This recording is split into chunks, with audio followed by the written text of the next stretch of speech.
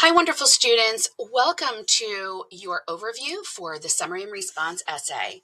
So this is just a 2 to 3 page essay that has two goals, right? The goals are to make sure that you're summarizing the text and then also telling what you think about the text. So your summary is going to be complete. Make sure that you give me a full overview of all of the main ideas that happened in reading number 1. The second part is to make sure that we are taking a look at two different questions and then using the text to do two things. One, we're going to actually look in the text in order to take a quote or paraphrase something from the text that you really feel helps answer one of the questions that you chose.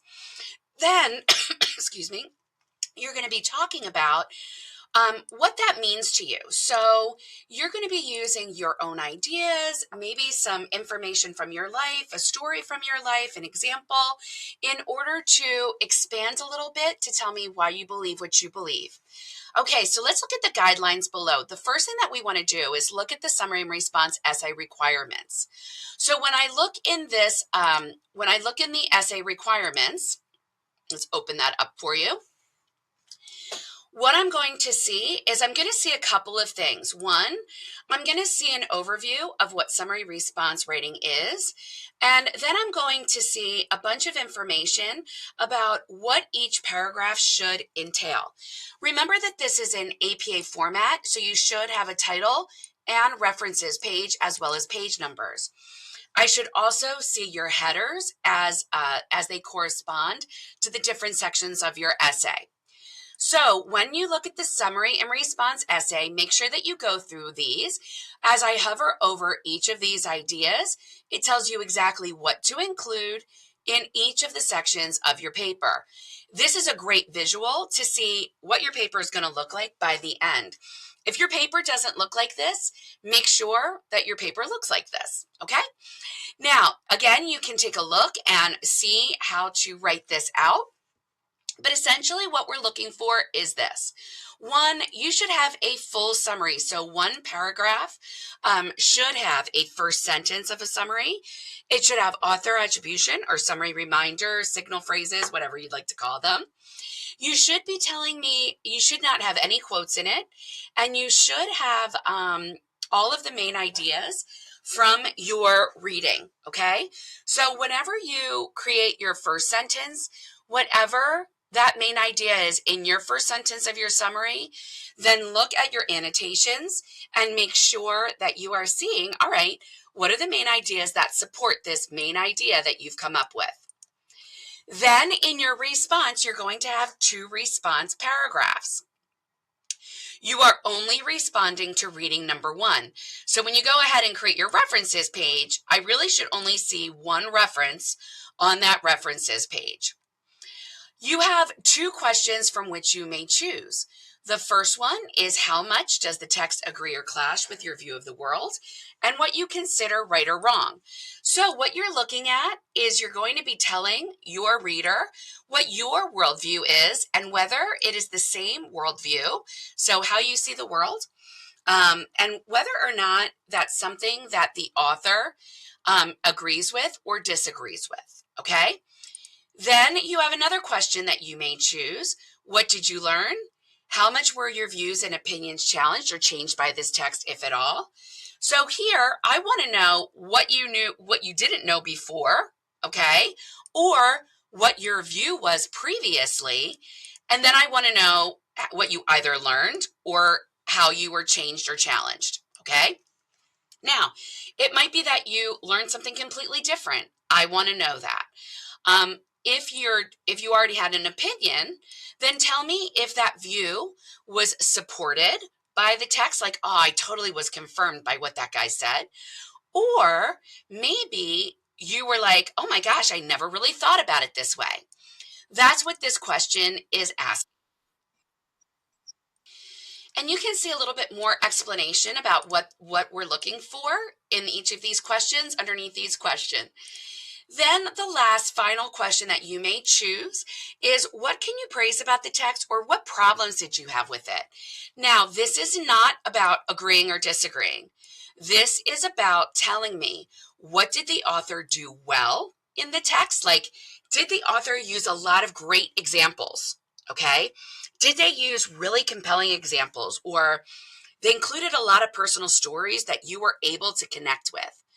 Maybe the author set it up in a really interesting way where you were really understanding and really getting a new idea and some new information about the topic.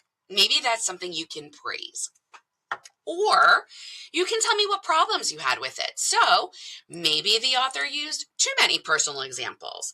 Maybe the author didn't use enough example or didn't explain it enough. Or maybe the examples had nothing to do with the text. This is more about the actual text itself than what you are agreeing with or disagreeing with. The agree or disagree is up here. This is about looking at the text objectively and saying, they did a really good job doing this part, but not a great job doing that part. Okay? Now, each of these, when we get through, you'll have your conclusion and your references page. How do you then put it all together? What I would do is I would look at the sample, summary, and response to see what information to include. I would then make sure that I set up my pages so that I have the same headers and that my APA format looks identical to whatever it is that I'm writing. I would make sure that my references page looks the same as well. So really, it's a matching game when you're looking at your overall essay. So using the sample is not just looking at what information they've included, but also that visual. Finally, I would make sure that I look at my summary and response planner, so part 1 and part 2. What I would do is I would take a look at the samples and see what information did they include on the sample response essay, and then what was included on the planner. So how did this person go from the planner to then creating an actual paragraph? Okay? Same thing with our summary. How did they put it all together? And then the response, I want you to make sure that you're using that CSET format. So if you are taking a look at your planner, I give you a few notes here to remind you as to how to put together these paragraphs. First, you want to make sure that your claim sentence actually answers the question in full. So when I look at your essay, I should know exactly which question you are answering. I shouldn't have to look here in your planner to see your question choice. Your claim sentence should be written so that I can say, oh my goodness, they answered question 1.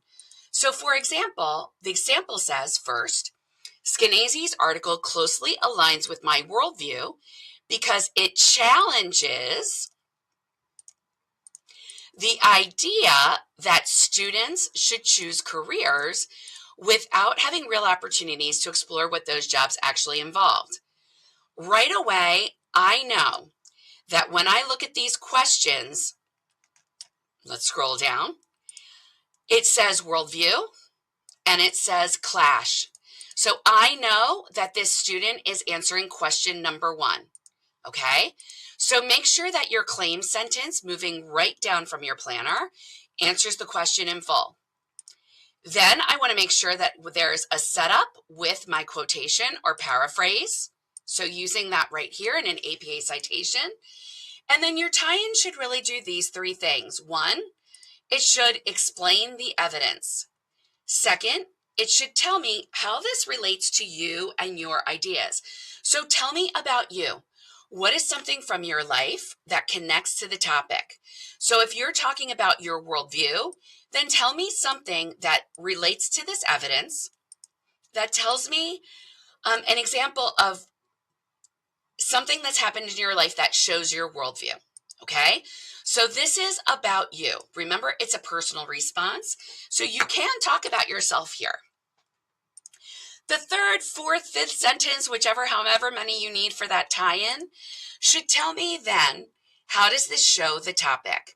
So taking a look at the evidence, taking a look at your ideas and the examples from your life, I want you to, in 1 or 2 sentences, tell me, how does this show the topic?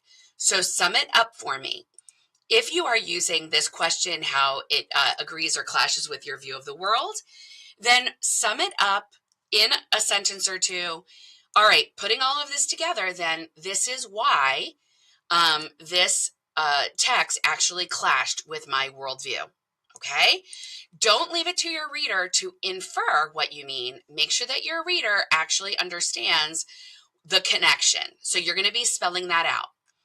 You'll do that for your second question of choice. And then, of course, you'll follow the conclusion as well. Your summary and response, let's go back to the directions. Your summary and response also comes with your handy dandy checklist. So before you submit, make sure that you read it over again, and then you can actually click on the checklist there. And what you'll notice is that the check actually goes through each area that you'll be graded on your rubric. Okay, so I would use this checklist. You can just kind of do it in real time. Really be honest. Put your paper up in another tab or on another screen, or pull one up on your phone or print it out, whatever you want to do. And then go through each of these checklist items to make sure that all of this is complete in your essay. Okay, so this actually is how you're going to be graded. It goes directly with the rubric, and it really is a helpful tool to help you before you turn in your essay. All right, everybody, that's pretty much it. 2 to 3 pages, APA formatting. Make sure that it looks like the sample visually, and make sure that it answers the questions in full. If you have any questions, let me know, but I'm really looking forward to your ideas and seeing how you took all of your planner comments and put them together into a really great, wonderful essay where I can learn all about you. Good luck, everybody.